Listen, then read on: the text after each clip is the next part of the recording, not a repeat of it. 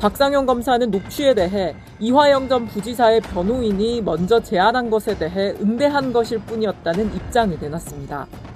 종범으로 처벌해달라는 식의 요구를 하려면 최소한 주범에 대한 진술이 있어야 한다고 말한 것이라는 주장입니다.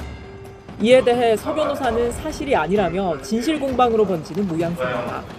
민주당은 추가 녹취 등도 차차 공개하겠다며 조작기소 국조특위에서 진실을 밝혀나가겠다고 했습니다. 보죠. 윤석열 정부 시절 검찰의 조작기소에 대해서 이제 수사가 들어가는데요. 국회 국정조사특위 활동이 시작이 됐습니다. 그런데 국조 대상이 총 7개, 이 중에 쌍방울 대북 송금 사건 관련해서 대북 송금 수사팀의 육성 파일이 공개가 됐습니다.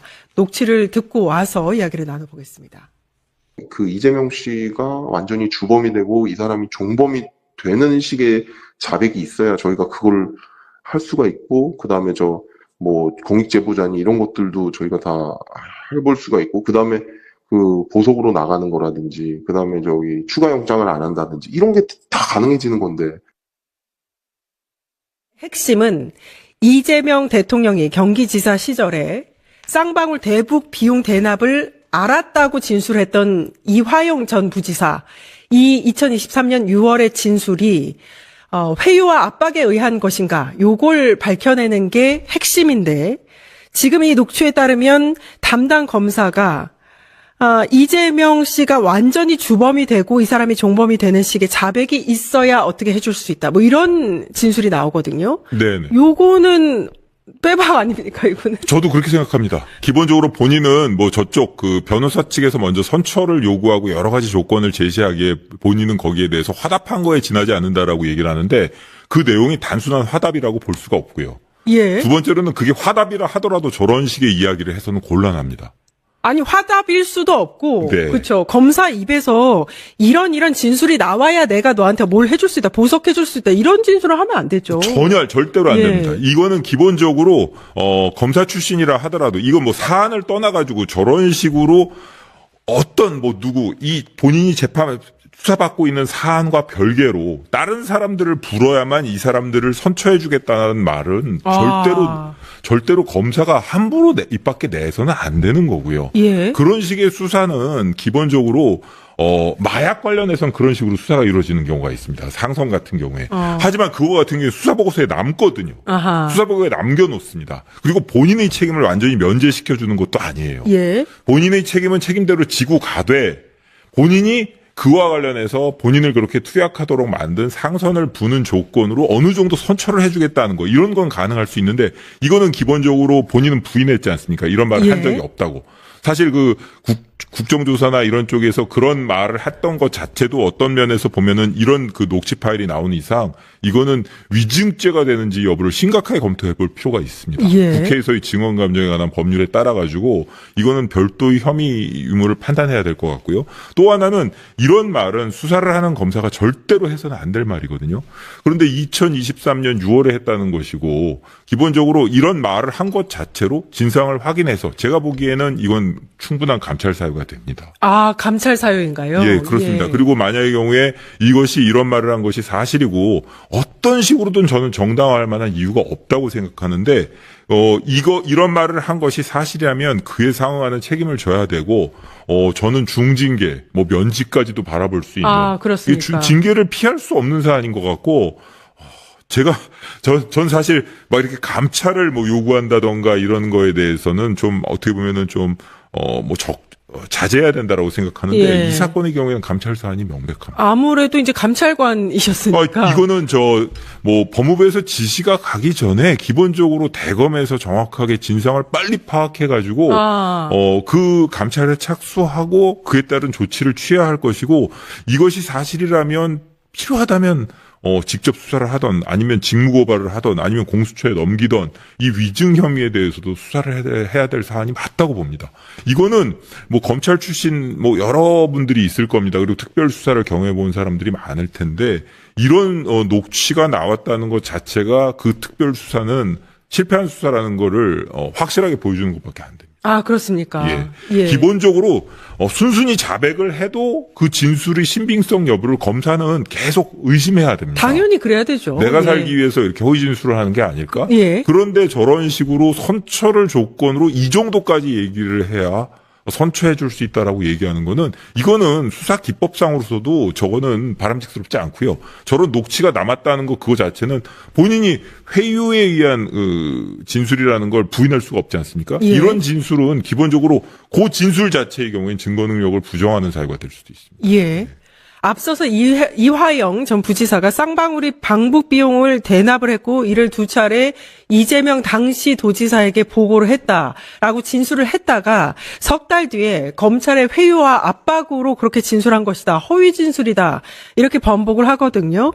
오늘 나온 이 녹취 내용에 따르면 이화영 전 부지사의 이 진술이 맞구나, 이게 사실이구나라고 느낄 수 있는 것 같아요. 충분히 그런 것 같습니다. 예. 본인 입장에서는 뭐 그걸 변호인이 뭐 먼저 제시를 했던 뭐를 했던 변호인이 23기로 윤석열 씨와 동기인 것 같더라고요. 예. 뭐 선임한 뭐 어쨌든 간에 그런 변호인이 우리가 어느 정도로 협조를 하면 선처해 줄 수 있나요? 라고 묻더라도 검사가 할 수 있는 말이 있고 못 하는 말이 있습니다. 예, 예. 근데 저 부분 녹취가 사실이잖아요. 녹취가 나왔지 않습니까? 예. 저런 저런 말은 해서는 안 되는 겁니다. 예. 저거는 수사검사가 절대적으로 해서는 안 될 말을 한 것이 있고 이 부분은 어떻게 보면 그 문맥상 회유가 아니라고 어떻게 해야 회유가 아니라고 얘기를 할 수 있을지 저는 상상이 가지 않습니다. 박상영 검사의 지금 반박 논리는 뭐냐면 형량 거래 시도는 이화영 전 부지사 측이 먼저 제안했다.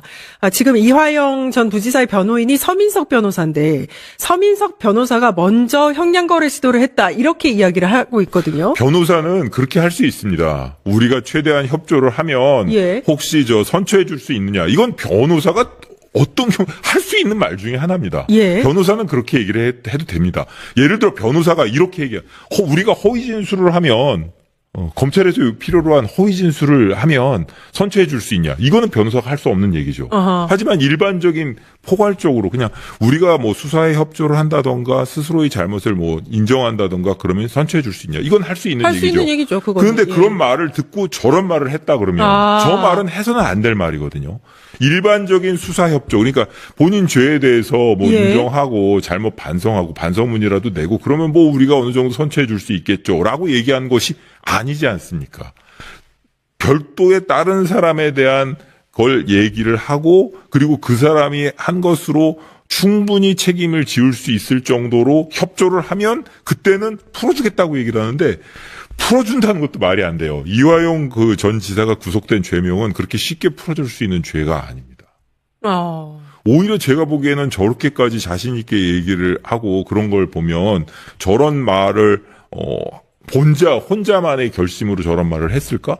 저는 그런 의심이 들 그럴 같아요. 이유도 없죠, 사실. 최소한 예. 변호인이 이렇게 얘기를 하는데 뭐 이렇게 뭐 협조를 하면 선처해 줄 수 있냐라고 물어보는데 제가 뭐 조건을 내세울 게 없을까요? 윗사람한테 보고했더니 이 정도란 모르지. 이렇게 말도 안 되는 그 논의가 이루어지고 그 말을 전한 거라면 모르겠는데 저게 수사검사가 그냥 주인검사의 독자적인 판단으로 저런 말을 했다 그러면 저거는 보통 심각한 문제가 아닙니다. 저는 어떤 식으로든 직접 수사를 옹호하는 사람들이라 하더라도 저 부분에 있어서만큼은 저거는 정말 큰 실수를 저질렀다라고 확실히 말씀드릴 수 있습니다. 예. 그러니까 말씀에 따르면 100번 양보해서 만약에 변호사가 형량을 먼저 제시를 하면서 조건부로 이렇게 해달라라고 했다 손 치더라도 검사는 그걸 막고 받아들이지 않고 제대로 좀 수사를 원칙대로 수사하는 모습을 보여야 하는데. 그렇습니다. 그렇죠. 그렇습니다. 그리고 예. 이제 그건 본인이 반성하기 나름이죠. 그건 본인이 알아서 할 문제고 저한테 뭐 얘기하지 마십시오. 이 정도로 했었어야죠, 넘어갔어요. 그리고 기본적으로 플리바게닝 이런 얘기를 하는데 플리바게닝이라는 거는 법정에서 판사의 면전에서 이루어지는 겁니다. 저런 식으로 밀실에서 이렇게 거래로 이루어지는 게 플리바게닝이 아니에요. 예. 근데 저런 부분이 뭐 수사 보고서에 남아 있다던가 그런 게 아닌다. 아니니까. 그리고 본인은 계속 부인했지 않습니까? 예. 그리고 문제가 될 만한 거라면 변호사가 이런 요구를 했다고 하는데 나는 그거 안 된다라고 했다라고 수사 보고서라도 달아놨어야 돼요. 그런 거 없거든요. 그런 것에 비춰보면 그리고 그런 게 있든 없든 간에 저런 말 자체 그 앞뒤에 나와 있는 그 두 맥락 자체가 기본적으로 이거는 징계 사유를 넘어서 불법 여부를 심각하게 검토해봐야 될 사안이 아닌가 싶습니다. 예. 국정조사 특위에 이제 활동하고 있는 전용기 의원과 서민석 변호사가 오늘 기자회견을 열었고요. 여기서 서민석 변호사는 본인이 먼저 형량 거래 시도를 했다는 박상영 검사의 말은 사실이 아니다. 라고 하면서 이 사건은 처음부터 결론이 정해져 있었고 검찰은 이미 어떤 진술이 필요하다는 설계를 끝내놓은 상태였다. 라고 증언을 했습니다. 이쯤 되면 이제 궁금해지는 게 아까 이제 수사검사가 본인이 알아서 이렇게 진술하면 이렇게 해줄게 조건부로 제시할 수는 없었을 거다라고 말씀해 주셨는데. 저는 이 제시한 조건 예. 자체가 그냥 주인검사의 독자적인 판단에 있어서 그렇죠. 할 수 있는 말의 수준을 넘어섰다고 예. 생각하거든요. 그렇다면 의심해 볼 만한 게 이재명 당시 도지사를 이 사건 당시의 도지사를, 불법 이 대북 송금 사건의 주범으로 만들게 하기 위한 어떤 윗선이 있었다고 의심할 만한 정황이네요. 본인들이 처음부터 이화영 그 부지사 사건을 수사 착수한 계기 자체가 그렇죠. 동기가 결국은 그 위에 그 뒤를 내다보고 그 모양새로 만들어 가기 위한 것이라는 걸 어떻게 보면은 스스로 자인하는 게 아닌가 이런 생각이 듭니다. 박상영 검사한테 반드시 질문해야 될 것은 그 본인 독자적 판단이냐고 이런 예. 말을 한 것이 사실이냐고 예. 본인 이외에 그런 말을 했다는 것을 아는 사람이 없느냐고 이 부분도 반드시 질문해보고 싶은 것 중에 하나입니다. 사실 이화영 전 부지사가 이제 이 결론을 이제 재판을 통해서 대검까지 갔나요, 이게? 마지막 8년 몇 개월의 징역형을 확정됐습니다. 네, 확정이 됐죠. 그 3심을 통해서 확정이 됐는데. 네. 15년 구형에 상당히 중형이 선고가 됐습니다. 예. 네. 근데 당시에 이 재판의 마지막 판결문에 보면 요 진술, 그러니까 이재명 당시 도지사에게 이걸 2번 보고했다. 이런 부분에 대해서 판단하지 않았다고 하더라고요. 예, 판단 안 했습니다. 왜냐하면 기본적으로 이화영 부지사의 기본적인 혐의는 뭔가 하면은 부지사로서 여러 가지 도의 업무를 추진하면서 본인이 여러 업체 혹은 관계자로부터 이렇게 법인 카드를 받는다던가 여러 가지 향을 제공받았다. 이런 본인의 뇌물죄거든요. 그게 본인의 뇌물죄고 그 뇌물의 액수가 크기 때문에 중형의 선고가 불가피한 사안입니다. 그러니까 그 부분에 대해서 판단하는데 다른 사람에 대한 완전히 별개의 범죄 사실 아닙니까? 그렇죠? 근데 그걸 왜 이렇게까지 회유를 해서 받으려고 했을까요? 그러니까 기본적으로 이화영 부지사에 대한 수사의 궁극적인 목적은 그거 아니었나라고 의심할 수밖에 없는 그런 상황을 자초했다고밖에 볼 수가 없습니다. 예. 너무나도 중요한 녹취가 나온 것 같습니다. 요거 관련해서는 국정조사를 통해서 좀 확실하게 좀 이루어져야 할 것 같고, 아까 말씀하신 대로 필요하다면 감찰까지, 아니면 공수처의 수사까지. 감찰은 필요하다면 감찰이 아니고요. 기본적으로 검사가 저런 식으로 회유를 한다는 저 문장 자체로 문제가 있습니다. 이게 너무 오래돼서 혹시 감찰을 할 수 없는 사안은 아닌가요? 아닙니다. 제가 아까 말씀드렸던 것처럼 2023년 6월 19일이니까 이 사건의 경우에는 감찰 시효가 3년입니다. 그러니까 2026년 6월 18일까지는 기본적으로 시효가 남아있고, 얼마 안 남지 않았습니까? 얼마 안 남았네요. 그렇기 때문에 신속하게 진상을 파악해가지고, 이 형사처벌과는 별개로, 그에 따른, 그럼 필요할 것 조치를 같습니다. 밟아야 될 것 같습니다. 예. 이게 시간이 얼마 남지 않았으면 대검의 감찰, 공수처 수사, 국정조사가 한꺼번에 이루어져도 나쁘지 않을 것 같다는 생각이 그렇습니다. 드네요. 이거는, 기본적으로, 어차피 검찰이 해체를 앞두고 있지만, 김건희 사건뿐만 아니라 이런 식의 말도 안 되는 그릇된 언행이 있었다는 것 자체만으로도 이건 여러 가지 본인의 입장, 정치적인 견해를 떠나가지고 특별 수사를 해본 사람이라면 이런 말이 분명하게 남아 있다는 것 자체만으로도 부끄러워야 한다라고 누구나 얘기할 겁니다. 그리고 이런 자가 아직도 검사 신분을 유지하고 있다는 것도 말이 안 된다. 빨리 감찰이든 수사를 통해서 징벌을 해야 된다라는 생각이 어떤 식으로든 듭니다. 책임을 물어야 됩니다. 예. 이재명 당시 대선 후보에 대한 공직선거법상의 위반 상고심 사건을 유죄 취지로 파기환송했던 조희대 대법원의 행태를 두고 총칼 대신 판결문으로 권력을 찬탈하려 한 치명적인 사법 쿠데타 이렇게 명명을 하고 있는 상황인데 다시 한번 말씀드리지만 이건 민주당의 당론은 아닙니다. 다만 최혁진 의원 등이 주도를 했고 여기에 민주당 의원들, 조국혁신당 의원들 일부가 서명을 했기 때문에 탄핵안 발의가 가능한 상황이 됐는데요. 탄핵안 발의를 지금이라도 하는 게 맞는 것인지 아니면 그 외에 뭐 또 다른 방법이 있는 것인지 한번 좀 여쭤보고 싶은데 지금 탄핵안 발의한다라면 이게 맞는 건가요? 저는 사실 이제 탄핵안을 발의하는 시점도 사실 중요하긴 해요. 네. 근데 저는 그보다 더 중요하게 느끼는 게 탄핵이 되겠느냐에 대한 거라고 생각을 해요. 과거에 우리가 이제 뭐 검사라든지 다른 정부 국무위원이라든지 탄핵을 시도했는데 탄핵이 안 됐잖아요. 예.